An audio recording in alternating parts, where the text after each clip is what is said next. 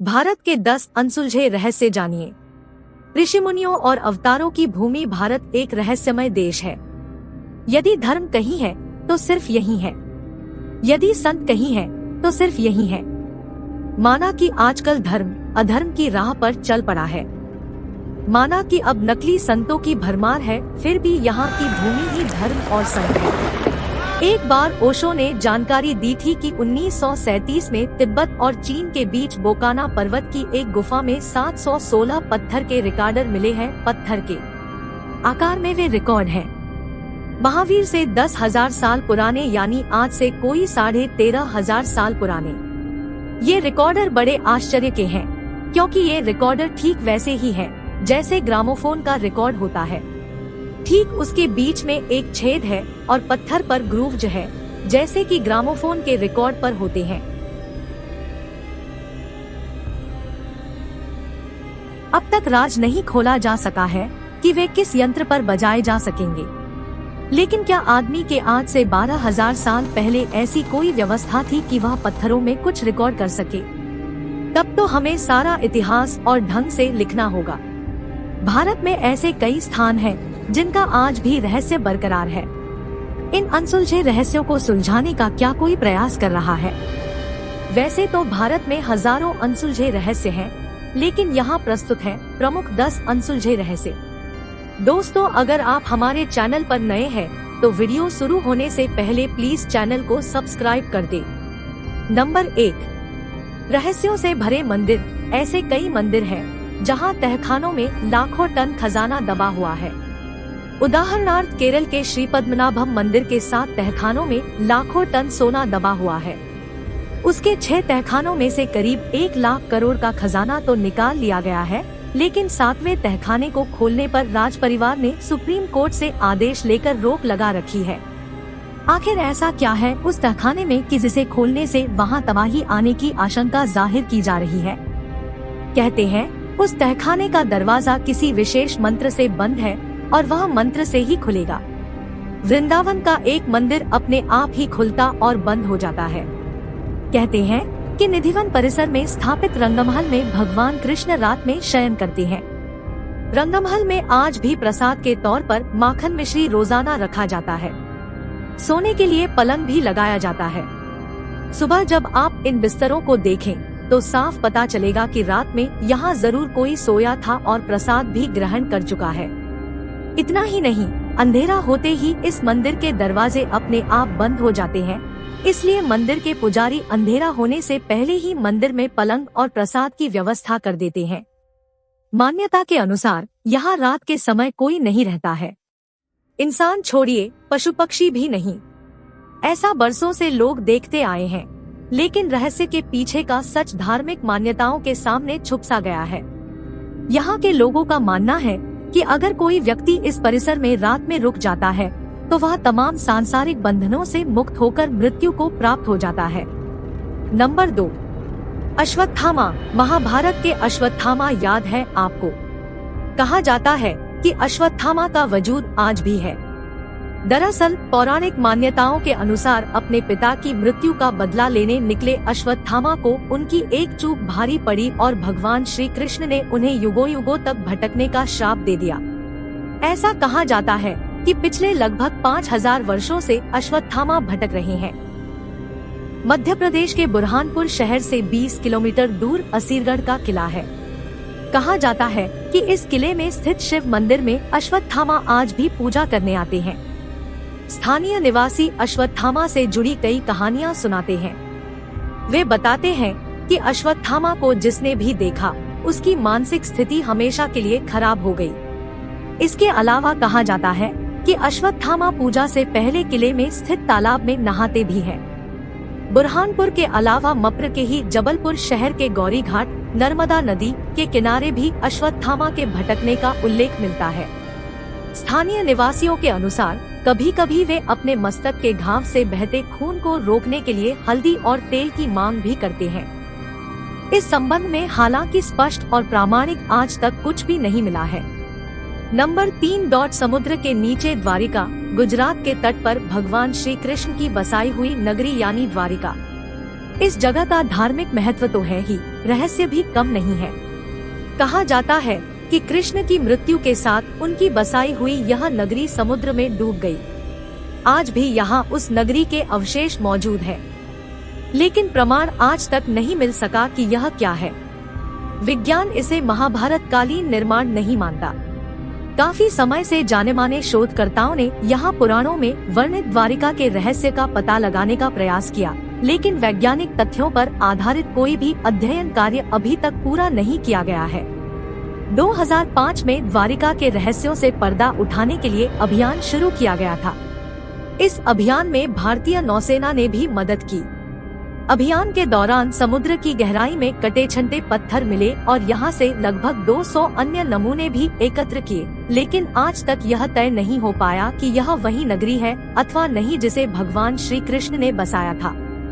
आज भी यहाँ वैज्ञानिक स्कूबा डाइविंग के जरिए समंदर की गहराइयों में कैद इस रहस्य को सुलझाने में लगे हैं।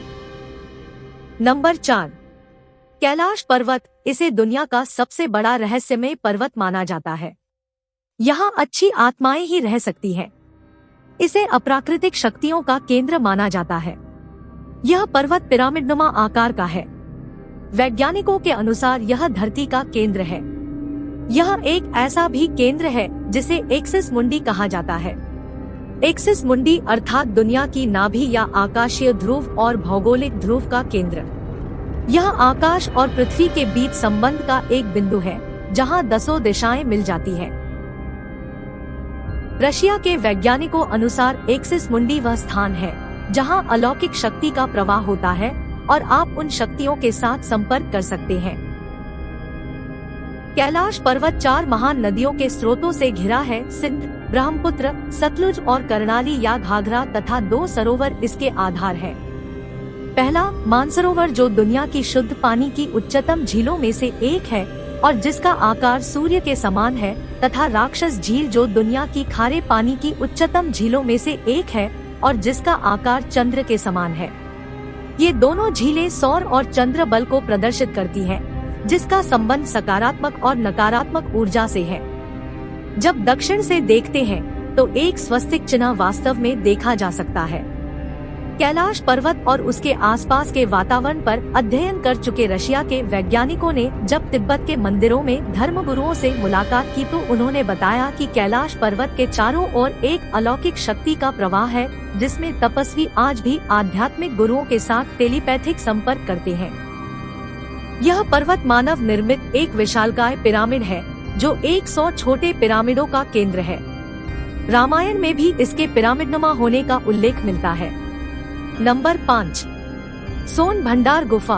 बिहार के राजगीर में छुपा है मौर्य शासक बिंबिसार का अमूल्य स्वर्ण भंडार। बिहार का एक छोटा सा शहर राजगीर, जो कि नालंदा जिले में स्थित है, कई मायनों में महत्वपूर्ण माना जाता है। यह शहर प्राचीन समय में मगध की राजधानी था। यहीं पर भगवान बुद्ध ने मगध के सम्राट बिंबिसार को धर्मोपदेश दिया था।